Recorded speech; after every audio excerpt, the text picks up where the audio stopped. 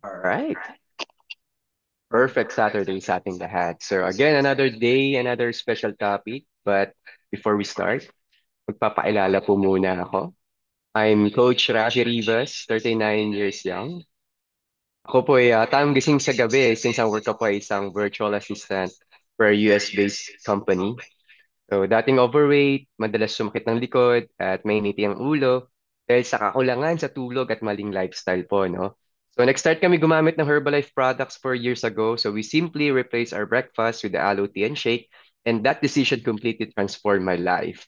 So, since I've lost like more than 30 pounds from size 34 noon, ngayon size 29 na lang ang bewang, pinaka-importante sa akin, I gain more energy and found myself enjoying sports and physical activity. At syempre, patuloy na sinishare ang power of nutrition. So, maliban dun sa healthy breakfast, meron din tayong supplementation, nandiyan ang NRG, to sustain and maintain ang high energy and mental alertness, at ang bagong-bagong Immulift with multi-level immune defense support. So again, all glory to God for this wellness journey, and that's why I love Herbalife. All right. So, ang ating topic po for today is why you need protein and how amino acids works in your body by Susan Bowerman. She's our Senior Director Worldwide Nutrition, Education and Training. Saan to makikita? Sa iamherbalifenutrition.com. All right. So ano nga ba yung protein, no? So let's identify protein first. Ang protein po daw is a macronutrient that's a vital component of a healthy diet. So isa yan sa mga macronutrients. Nandiyan yung fats and carbohydrates. So sabi dito, first solid component in your body, essential part of your body composition, helps with muscle growth. At again, essential siya for building, repairing, and maintaining body tissues, yung ating mga muscles, skin, organ, even yung hair at mga nails po natin. All right, so the proteins we eat and the proteins already in our body are all made up of small units called amino acids, or tinatawag din natin siyang building blocks of life. So yan po yung amino acids. Ngayon, meron akong dalawang tips para sa ating lahat kung paano po natin i-explain ang amino acids. So una, para sa mga young hearts dyan or familiar sa Lego, yung toy po, no? So think of the amino acids like a Lego pieces. So iba-iba pong shape yan. Pero kapag pinag-connect-connect po natin at mabuo po natin, yan po ay tinatawag na protein. Alright, so type 1 nga po tayo dyan sa mga nakapaglaro na or familiar sa Lego po. So pag may mga nakausap kayo, mga young in hearts, so sa ganyang paraan, mas madali po natin ma-explain ang amino acids. Ngayon, pangalawang tip naman, we have para to naman sa mga matured na mahilig sa necklace or bracelet. So think of the amino acid as yung beads. Pagka pinagbuo-buo mo yan, pinagsama-sama mo yan, makakabuo ka ng isang necklace or bracelet. At yan po yung tinatawag nating protein. Alright, so again, let's identify the amino acids. So sabi dito, essential amino acids are organic compounds that our body needs to function. We can get them from certain foods. There are 20 amino acids that can be connect together to make protein. Gawa nung naging example ko po kanina, and the ones we eat and the ones that are made by our body. So most proteins don't contain all 20 amino acids. So ang sequence po ng amino acids gives each protein its meaning. So may kanya-kanya po niyang meaning and function. So because the final structure of the amino acid chain determines specifically what that protein is and what it does. So pwede siya maging enzyme, pwede siya maging hormone, structural protein like collagen. So kung medyo familiar kayo sa word na yon, or pwede siya maging part ng ating immune system. All right. So, what are the different types of proteins in food? So, ang example po dito, familiar po tayo sa milk or yogurt. So, ang tawag po natin dyan, pag naging protein is casein and whey. Kapag kumain naman tayo ng meat, fish, or poultry, ang tawag po dyan is, ang napoproduce na protein po dyan is collagen and myosin. Pag sa beans naman is legumes, the eggs, uh, a number of different proteins including avidin or ovalbumin. All right. This protein is unique because it's made up of unique sequence of amino acids. So iba-iba po yun ang form niya or iba-iba yung function. So once the proteins are digested and absorbed, those amino acids can then be used as a building blocks for the proteins within our body po. All right, so how do amino acids form proteins in our body? So as protein foods travels through the digestive tract, so they broken down into their individual amino acids at ma-absorb po yan sa ating bloodstream. So our body uses these building blocks to manufacture different body proteins, each with a specific structure and a function. So magiging functional protein siya that does a specific job inside our body. So take note, as long as our body has all the necessary raw materials in the form of the amino acids, building blocks, it can be manufactured these important body proteins. So from the enzymes that speed up chemical reactions in the body to hormones that act as a chemical messengers. Ngayon, bakit natin kailangan ng protein in a daily basis po, no? So sabi dito, eating the right amount and types of protein every day is important because if we consistently have a shortage of protein in our diet, so remember yung na-discuss kanina sa healthy breakfast, so pagkagising natin sa umaga, kulang ating nutrition sa ating katawan, kulangan tayo ng protein pagkagising po natin sa umaga. So for that, our body will have no choice but to start breaking down proteins within our body, provide the amino acids needed to produce the most vital body proteins. So again, take note, the system only works as long as there are adequate amino acids coming from the diet, yung intake po natin, to keep the two process. Again, we need it in balance po. Alright, so additional information na ano pa nga ba yung mga nagagawa ng amino acids sa ating katawan. So una, I have 5 in my list. So una sa lahat is build muscle and repair tissue.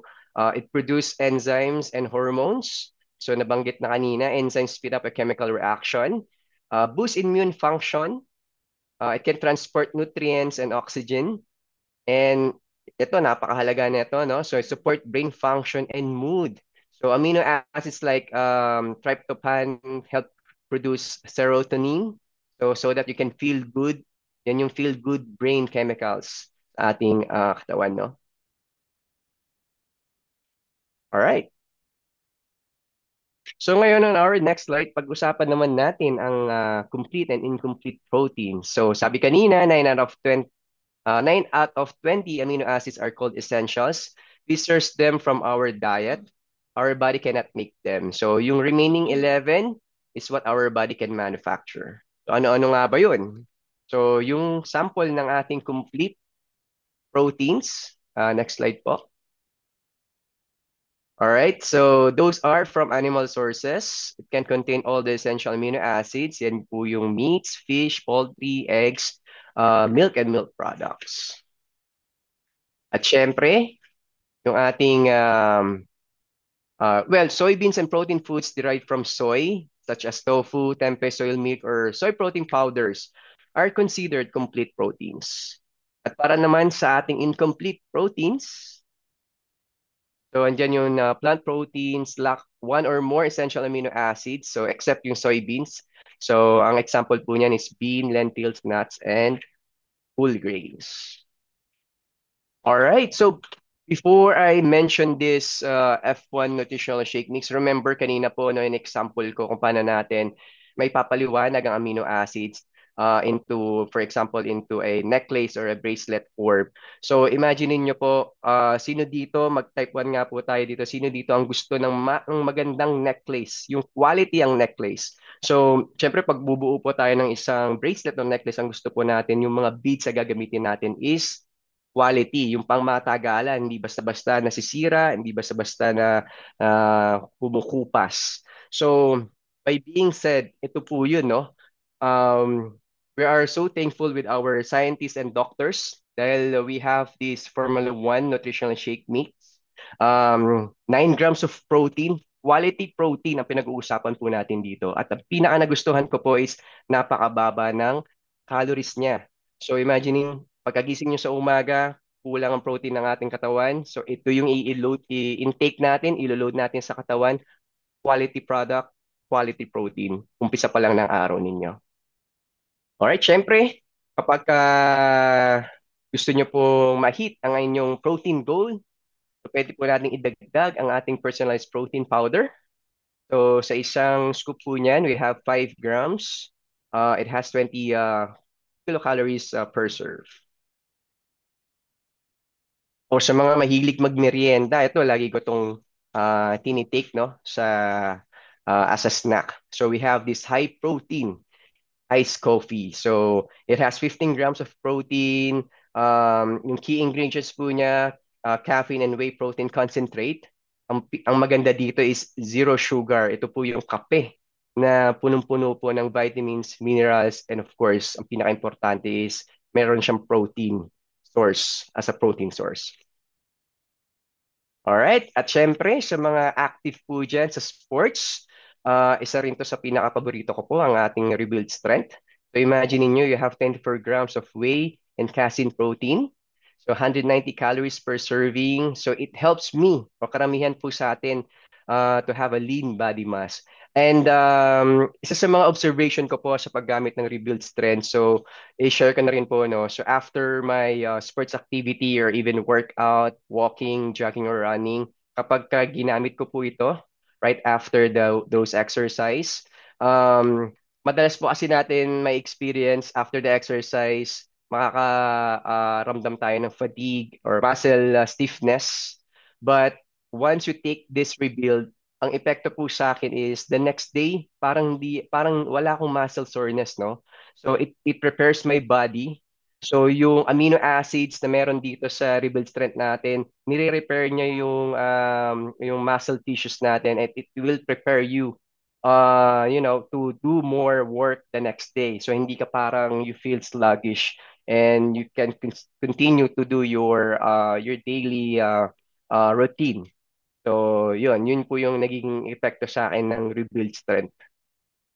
Alright. Again, I encourage everyone to experience that. Hindi lang sa mga active sa sports.